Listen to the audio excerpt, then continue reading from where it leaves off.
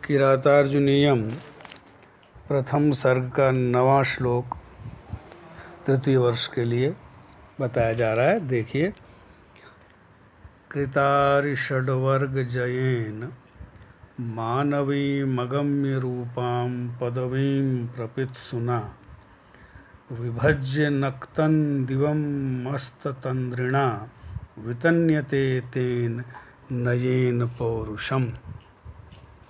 इसका अन्वय देखते हैं। कृतारिषड्वर्ग जयेन अगम्य रूपां मानवीं पदवीं प्रपित्सुना अस्ततंद्रिणा तेन पौरुषम नक्तं दिवं विभज्य नयेन वितन्यते।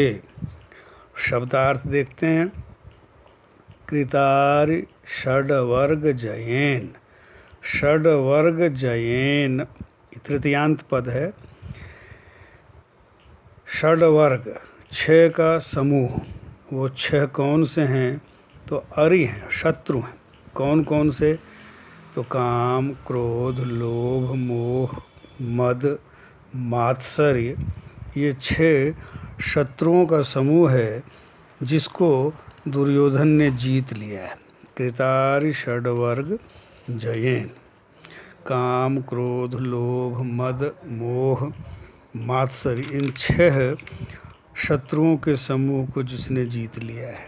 और अगम्य रूपाम, जो साधारण पुरुषों से दुष्प्राप्य है, जिसका स्वरूप ऐसी मानवीम यानी मनु की, मनु के द्वारा प्रवर्तित, पदवीम मार्ग को, पद्धति को, रास्ते को, प्रपित्सुना प्राप्त करने की इच्छा वाले, अस्ततंद्रिणा जिसकी तंद्रा अस्त हो गई है यानी समाप्त हो गई है, आलस्य हो गई है, जिसकी तंद्रा, जिसका आलस्य समाप्त हो गया है, ऐसे तेन उस दुर्योधन के द्वारा पौरुषम अर्थात पुरुषार्थ को, उद्योग को, परिश्रम को, नक्तम दिवम दिवारात्रि दिन और रात में विभज्य विभाजन करके, नयेन अर्थात नीति पूर्वक न्याय के पथ से, वितन्यते बढ़ाया जा रहा है।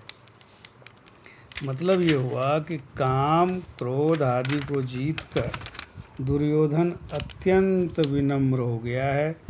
सामान्य जन जिसका अनुसरण नहीं कर सकते, मनु के द्वारा उपदिष्ट उस मार्ग पर वह चलना चाहता है।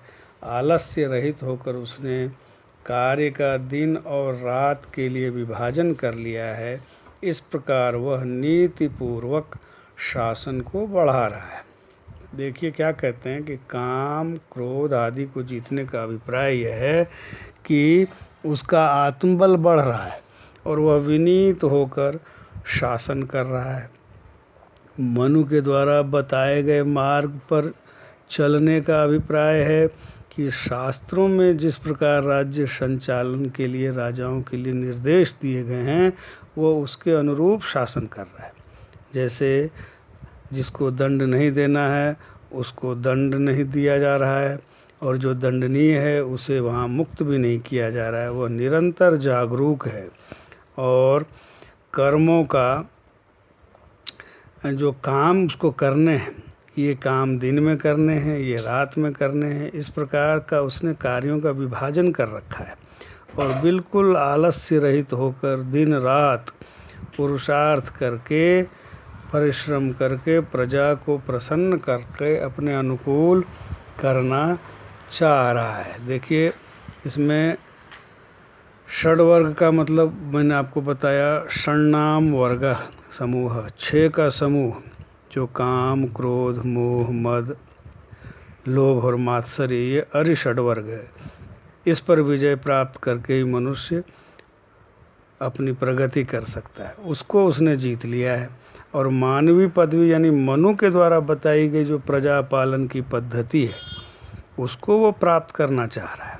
मैं उस पर चलूं, जैसा धर्मशास्त्रों में बताया गया है कि राजा के क्या कर्तव्य हैं, उसके अनुरूप वह प्रजा पर शासन करना चाह रहा है। और अस्त तंद्रिणा का मतलब है जिसकी तंद्रा, जिसका आलस्य नष्ट हो चुका है।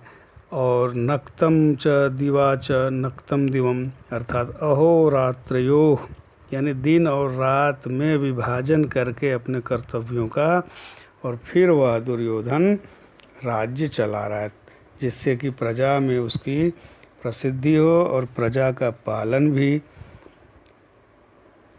उचित प्रकार से हो सके। तो यह वनेचर युधिष्ठिर को आकर बता रहा है कि दुर्योधन में जो बुराइयां थीं वह धीरे धीरे समाप्त हो रही हैं। वह अपने दुर्गुणों पर विजय प्राप्त करके, दुर्योधन क्या है? दुर्योधन एक ऐसा पात्र है महाभारत का जिसमें बुराइयां बहुत दिखाई गई हैं कि वह बड़ा ही कामी है, क्रोधी है, लोभी है। राज्य के लोभ में उसने पांडवों को निष्कासित कर दिया, निर्वासित कर दिया, इत्यादि इत्यादि। तो कहा कि अब वह अपने उन सभी दोषों से मुक्त होना चाह रहा है। प्रजा में जो उसकी छवि एक दुष्ट राजकुमार के रूप में थी, वह उससे मुक्ति पाना चाहता है। और इसीलिए 6 जो अरिवर्ग है, काम, क्रोध आदि, उन पर वह विजय प्राप्त करके एक अच्छे भले मनुष्य की तरह समाज में रहता हुआ राजा के रूप में प्रजाओं के बीच लोकप्रिय रहकर और उनकी प्रगति का इच्छुक है। तो भारवी ने इस श्लोक में दुर्योधन के उन्हीं प्रयासों का वर्णन किया है कि वह किस प्रकार से धर्मशास्त्र के अनुरूप राज्य का संचालन कर रहा है और प्रजा का हृदय जीतना चाह रहा है।